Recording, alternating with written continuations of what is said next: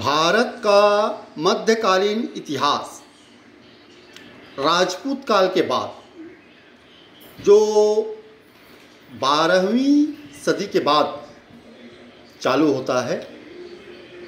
12वीं सदी के बाद लगभग 1600 ईस्वी सदी तक हम देखें, मोटे तौर पर हम देखें तो इसमें सल्तनत काल ने शासन किया। इसमें गुलाम वंश, जिसे इल्बरी तुर्क राजवंश कहना ज़्यादा उचित होगा, क्योंकि गुलाम किसी एक वंश के नहीं थे। कुतुबुद्दीन ऐबक अपने आका का गुलाम था, अपने आका मोहम्मद गोरी का गुलाम था। इल्तुतमिश कुतुबुद्दीन ऐबक का गुलाम था। बलवन वह इल्तुतमिश का गुलाम था। तो लगभग 100 वर्षों तक, 12वीं से 13वीं शताब्दी तक, लगभग 100 वर्षों तक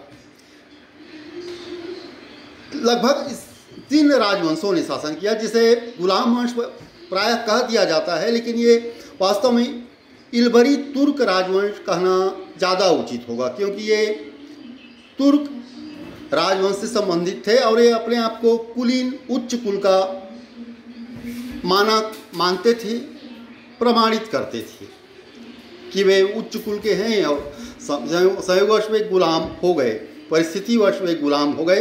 तो इसे इसलिए गुलाम वंश भले ही कह दिया जाता है, लेकिन ये इसे इल्बरी तुर्क राजवंश कहना ज़्यादा उचित होगा। उसके बाद खिलजियों का शासन आया। जैसी उस समय की परिपाटी थी, रक्तपात, हिंसा, विश्वासघात, किसी भी तरीके से जैसी भी परिपाटी बना दी गई थी, खिलजियों ने शासन किया। फिर उसी परंपरा का अनुसरण करते हुए रक्तपात, हिंसा, विश्वासघात,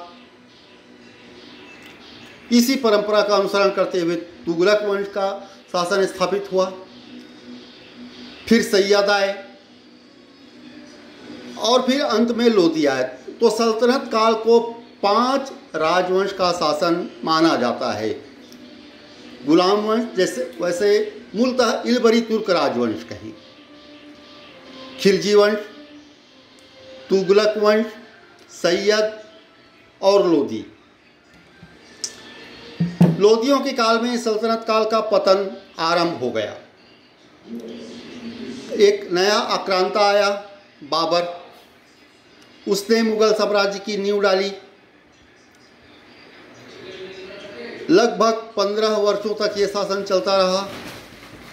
फिर एक दूसरा अफगान राजवंश शेरशाह के नेतृत्व में, सदारत में प्रारंभ हुआ।